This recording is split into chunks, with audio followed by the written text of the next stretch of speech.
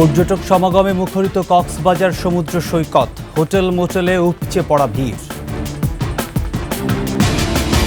দেশের কয়েক জেলায় বয়ে যাচ্ছে মৃদু শৈত্যপ্রবাহ, বিপর্যস্ত জনজীবন।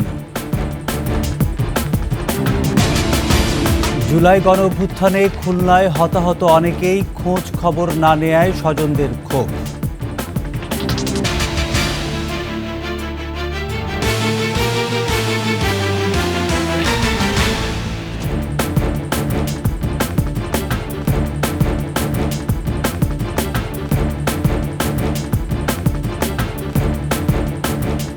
শুনছিলেন সংবাদ শিরোনাম। আমন্ত্রণ ২১শে সংবাদের সাথে আছি আমি প্রণব চক্রবর্তী।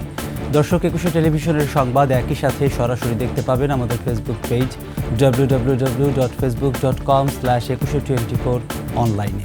এছাড়া সাবস্ক্রাইব করতে পারেন www.youtube.com/21ETV চ্যানেলে। এছাড়া সংবাদে আরও থাকছে: বার্ধক্য প্রতিরোধে বাংলাদেশি বংশোদ্ভূত ব্রিটিশ বিজ্ঞানীর ফুড সাপ্লিমেন্ট আবিষ্কার, বঙ্গবন্ধু মেডিকেলে clinical trial.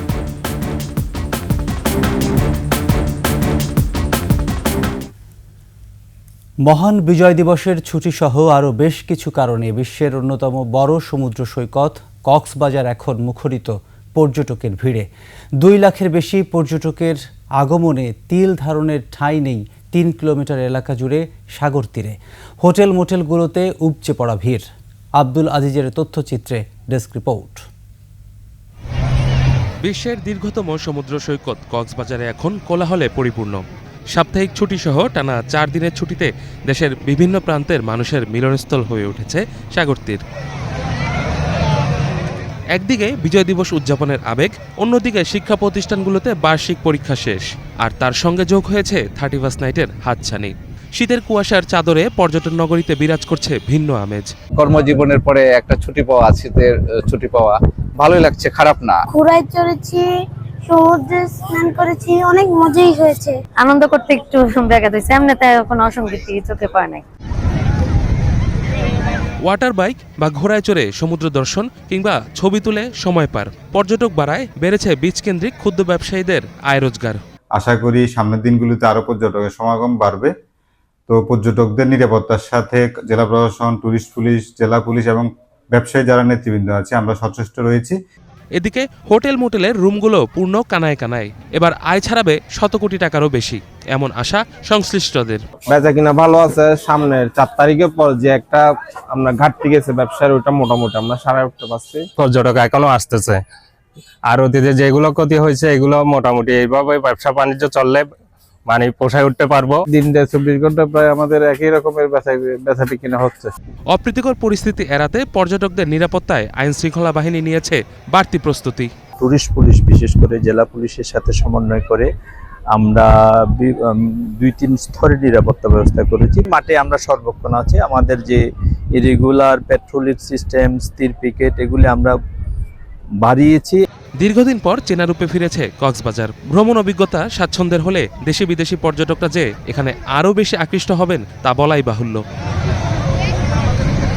Yusuf Hasan Naim, desk report, ২১শে টেলিভিশন। দেশের কয়েক জেলার উপর দিয়ে আজও বয়ে যাচ্ছে মৃদু শৈত্যপ্রবাহ। তাপমাত্রা কমছে অন্যান্য জেলায়ও। কুয়াশা আর ঠান্ডায় বেশি বিপাকে ছিন্নমূল ও খেটে খাওয়া মানুষ। দেশের সর্বনিম্ন তাপমাত্রা রেকর্ড করা হয়েছে পঞ্চগড়ের তেঁতুলিয়ায় ৯.৩ ডিগ্রি সেলসিয়াস। প্রতিনিধিদের তথ্যচিত্রে ডেস্ক রিপোর্ট। পঞ্চগড়ের শীতের সকাল, ঘন কুয়াশায় ঢাকা পথঘাট, সাথে বইছে ঠান্ডা বাতাস। কয়েকদিন ধরে তাপমাত্রার পারদ ১০ ডিগ্রির নিচে। এতে বিপাকে সেখানকার খেটে খাওয়া মানুষ। পেটের তাগিদে যারা বাইরে যাচ্ছেন, কনকনে হাওয়ায় দুর্ভোগে পড়ছেন তারা। কুয়াশা একটু কম আছে, তবে ঠান্ডা খুব বেশি। সমস্যা হচ্ছে, শীতে হাত পা খুব জ্বালা পোড়া, ব্যথা করতেছে, টনটন করতেছে। যত দিন যাচ্ছে ততই বাড়তেছে শীত। কুয়াশা আর তীব্র শীতে বিপর্যস্ত চুয়াডাঙ্গা ও দিনাজপুরের জনপদ। শীত উপেক্ষা করেই কাজের সন্ধানে বেরিয়েছে চুয়াডাঙ্গার শ্রমজীবী মানুষ। খড়কুটোর আগুনের উষ্ণতা খুঁজছেন অনেকে।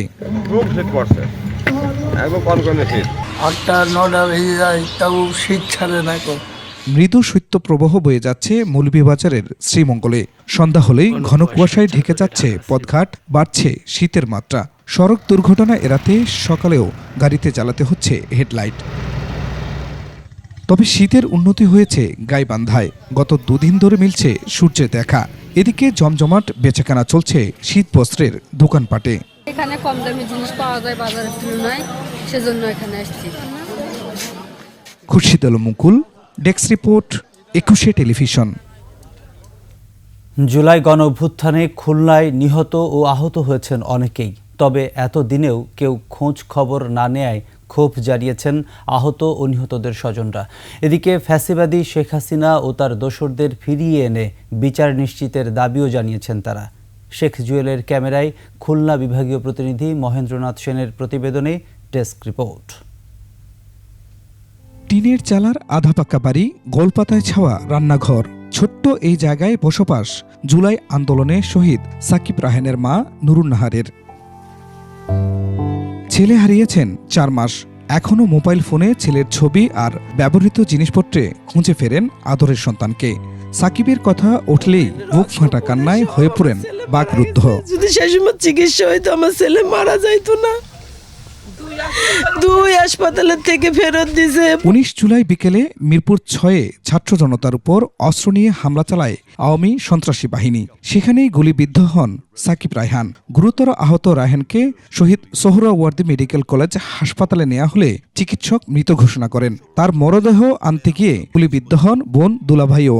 ওই জায়গা থেকে আমার আর মেয়ে আবার শুনে পরে ওরা আবার গেছে, যার পরে ওদের লাশ দেখতে যায় না। সেই পুলিশের সাথে ঝগড়া তক্ক, কিছুতেই যাইতে দেয় নাই সেই শরৎ দিতে। পরে ওদের পথে গুলি ছাড়ছে। আমার বড় জামাইয়ের গায়ে, মেয়ের জামাইয়ের গায়ে লাগছে 4টে গুলি। ফ্যাসিবাদী হাসিনার পেটুয়া বাহিনীর গুলিতে আহত হয়ে দুর্বিষহ জীবন কাটাচ্ছেন শিক্ষার্থী জীবন হাওলাদার। গুলির আঘাতের ক্ষত হয়ে বেড়াচ্ছেন আরও অনেকে। সহযোগিতা না পাওয়ার অভিযোগ তাদের। এখনো আমার শরীরে 17টা বুলেট আছে, মাথায় আছে 7টা, নাকে আছে 2টা, আর শরীরে 4-5টা আছে। আমার অবস্থা একটু ক্রমাগত একটু খারাপ হয়ে যাচ্ছিল। তখন আমাকে তারা 250 বেডে আর কি নিয়ে যায়। নিজের চলাফেরা করতে খুব সমস্যা হয়, শারীরিক সমস্যা আছে। এখন বাম সাইডে কোনো বল পাচ্ছি না। এত কিছুর পরও ক্ষোভ নেই জুলাই আন্দোলনে আহত ও নিহতর স্বজনদের। চাওয়া একটাই, গণহত্যায় জড়িতদের আইনের আওতায় এনে দৃষ্টান্তমূলক শাস্তি। আমরা মারা চাই যে হাসিনা জানি বিচার হয়। হাসিনার বিচার হলে আমাদের ভালো লাগবে। খুরশিদ আলম মুকুল, ডেস্ক রিপোর্ট, 21 টেলিভিশন। মানুষ কি আর বুড়ো হবে না? বয়স বাড়লেও অটুট থাকবে তারুণ্য। আশ্চর্য শোনালেও সত্য আবিষ্কার হয়েছে বার্ধক্য প্রতিরোধে ফুড সাপ্লিমেন্ট। বাংলাদেশি বংশোদ্ভূত ব্রিটিশ বিজ্ঞানী ডক্টর আরিফ শেখের এই অনন্য আবিষ্কারের কার্যকারিতা যাচাইয়ে এরই মধ্যে বঙ্গবন্ধু মেডিকেল বিশ্ববিদ্যালয় হাসপাতালে শুরু হয়েছে ক্লিনিক্যাল ট্রায়াল। শিউলি শবনমের প্রতিবেদন। মানুষের শরীরে রোগ প্রতিরোধ ক্ষমতা বাড়াতে অতি গুরুত্বপূর্ণ ভূমিকা পালন করে থাইমাস গ্রন্থি নামে একটি অঙ্গ। তবে বয়স বাড়ার সাথে সাথে গ্রন্থিটির কার্যক্ষমতা ধীরে ধীরে কমতে থাকে। ফলে নানা রোগশোকে আক্রান্ত হয় মানুষ। বৈজ্ঞানিক পদ্ধতিতে আবিষ্কৃত ওষুধের মাধ্যমে থাইমাস গ্রন্থির কার্যক্ষমতা বাড়াতে বিশ্বের প্রথম বিজ্ঞানী হিসেবে 2022 সালে গবেষণা শুরু করেন ব্রিটিশ ওষুধ আবিষ্কারক ডক্টর আরিফ। তার এই কাজে সার্বক্ষণিক পরামর্শ দিয়ে সহায়তা করেন ভায়াগ্রার আবিষ্কারক হিসেবে সর্বাধিক পরিচিত খ্যাতিমান ওষুধ আবিষ্কারক ডেভিড ব্রাউন। থাইমাসের যে পরিবর্তন হচ্ছে বা ফাংশন কমে যাচ্ছে 1% করে, এটাকে তো যদি আমি 0.5 করতে পারি মনে হয়, তাহলে সেক্ষেত্রে হচ্ছে বয়স 40 ঠিকই হবে, কিন্তু আপনার মলিকুলার এজটা হবে হচ্ছে 35, মানে 35 বছর আপনার যে রোগ প্রতিরোধ ক্ষমতা থাকার দরকার ছিল 40 বছর যে আপনি সেরকম থাকতে পারবেন। মানবদেহের জন্য নিরাপদ 18টি প্রাকৃতিক উপকরণ দিয়ে তৈরি ডক্টর আরিফের এই ফুড সাপ্লিমেন্ট। এর কার্যক্ষমতা যাচাইয়ে এরই মধ্যে বিএসএমএমইউতে 260 জন সুস্থ স্বেচ্ছাসেবীর ওপর পরীক্ষামূলক কাজ শুরু হয়েছে। এর মাধ্যমে একটি নিরাপদ চিকিৎসা পদ্ধতি গড়ে তোলার ব্যাপারে আশাবাদী তিনি। এমন একটা ফর্মুলেশন তৈরি করেছে যেই ফর্মুলেশন দিয়ে আপনার এই সাপ্লিমেন্টটা আপনার থাইমাস গ্ল্যান্ডকে সতেজ রাখবে এবং প্রপার নিউট্রিশনটা আপনি প্রতিদিন পাবেন। ডক্টর আরিফ মনে করেন তার এই আবিষ্কার বিশ্বের নানা প্রান্তে বসবাসরত বাংলাদেশি বিজ্ঞানী ও গবেষকদের উদ্বুদ্ধ করবে। আমাদের অনেক প্রতিকূলতা আছে, কিন্তু যদি আমি কাজটা পুরোপুরি সফলভাবে করতে পারি তাহলে এটা একটা মাইলস্টোন হবে যে আমি ইংল্যান্ড থেকে এসে বাংলাদেশে এসে আমি ক্লিনিক্যাল ট্রায়াল করে এই ট্রায়ালের রেজাল্ট দিয়ে ইংল্যান্ডের মানুষজন অথবা ওয়েস্টার্ন ওয়ার্ল্ডের মানুষজন এই মেডিসিনটা খাবে। এটা আমার জন্য অত্যন্ত গর্বের বিষয়। ডক্টর আরিফ ঢাকা বিশ্ববিদ্যালয় থেকে মাইক্রোবায়োলজিতে স্নাতক শেষ করে 2006 সালে সম্পূর্ণ স্কলারশিপ নিয়ে উচ্চতর গবেষণা করতে ইংল্যান্ডে যান। যৌথভাবে যুক্তরাজ্যের সেন্ট আন্দ্রুস, অক্সফোর্ড এবং যুক্তরাষ্ট্রের ডেলাওয়ার বিশ্ববিদ্যালয় থেকে তিনি পিএইচডি সম্পন্ন করেন। ডক্টর আরিফের কাজের মধ্যে নিউমোনিয়ার ওষুধ আবিষ্কারে গুরুত্বপূর্ণ ভূমিকা ও ক্যান্সার নিয়ে গবেষণা উল্লেখযোগ্য। সুস্থ থাকার জন্য আপনার যেটা দরকার হচ্ছে ব্যালেন্স ডায়েট, সুষম খাদ্য যেটা। শিউলি শবনম, 21 টেলিভিশন, ঢাকা। রাজধানীর মোহাম্মদপুরে এক ক্লিনিকে দালালের খপ্পরে ভুল চিকিৎসার জেরে বাক বিতণ্ডায় জড়ায় ক্লিনিক কর্তৃপক্ষ ও বৈষম্য বিরোধী ছাত্র পরিচয়ে কিছু যুবক। বাক বিতণ্ডার এক পর্যায়ে হাতাহাতির ঘটনা ঘটে। সিসিটিভি ফুটেজ মুছে ফেলা, ক্লিনিকে ভাঙচুরের চেষ্টা, জোর করে আটকে রাখা, মোবাইল আটকে রাখা ও টাকা লুটের অভিযোগ করা হয় দুই পক্ষ থেকে। পরে পুলিশ ডাকা হলেও তথ্য প্রমাণের অভাবে পুলিশ প্রাথমিক জিজ্ঞাসাবাদ করে ঘটনাস্থল ত্যাগ করে। ওই ক্লিনিক মালিকের বিরুদ্ধে দালালের মাধ্যমে রোগী এনে চিকিৎসার নামে টাকা আত্মসাতের অভিযোগ উঠেছে। আমরা হসপিটালের অনুমোদন দেখাবো এবং আমরা এটা মামলাতে যাব। হ্যাঁ, এখন আমরা দেখাই দেবো, আমরা মামলা করব। আমার ফাইল তো এখানে সম্পূর্ণ সবকিছু নিয়ে গেছেন। এই এখানে যারা 20-25 জন লোক যারা আসছিল না, আমরা তখন তো আমি ছিলাম না, ওনাকে সিসি ফুটেজ এখানে দেখাই দেব। 20-25 জন লোক আসছিল। আমরা যে নিয়ে ওনার ওয়াইফ না না না হ্যাঁ, ওনার ডকুমেন্টসগুলো ওনার ওয়াইফ নিয়ে ছিঁড়ে ফেলছে। কোনো বিরতি ছাড়াই টানা 9 ঘন্টা কনসার্ট। শিল্পীরা একে একে এলেন আর দর্শক মাতিয়ে চলে গেলেন। এই সময়ের মধ্যে 15 জন সঙ্গীত শিল্পী শুনিয়ে গেলেন প্রায় 55টির বেশি গান। মহান বিজয় দিবসে সবার আগে বাংলাদেশ শিরোনামে মানিক মিয়া এভিনিউয়ে উন্মুক্ত কনসার্টটির আয়োজন করে বিএনপি। খুরশিদ আলমকে দিয়ে শুরু হয় কনসার্ট, শেষ করেন জেমস। মুজিবুর রহমানের ক্যামেরায় বিস্তারিত শিউলি শবনমের প্রতিবেদনে। কনসার্ট ঘিরে দুপুর থেকেই মানিক মিয়া এভিনিউতে মানুষের ঢল। শুরুতে দেশাত্মবোধক গান নিয়ে আসেন জনপ্রিয় কণ্ঠশিল্পী খুরশিদ আলম।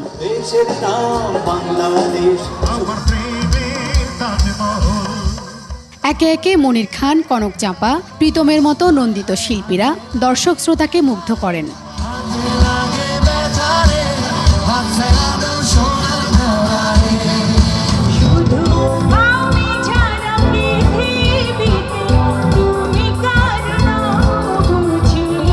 গানে গানে বাংলার লোকায়ত সংস্কৃতি চর্চার আহ্বান জানান বাউল শিল্পীরা।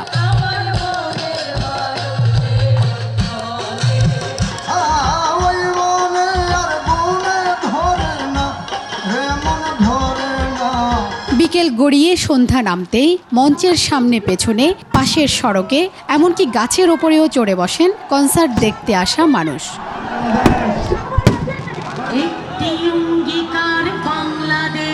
ছাত্র জনতার আত্মত্যাগ, বৈষম্যহীন দেশ গড়া সহ বিভিন্ন বার্তা দিয়ে দীর্ঘদিন পর মঞ্চ মাতান শিল্পী বেবি নাজনীন।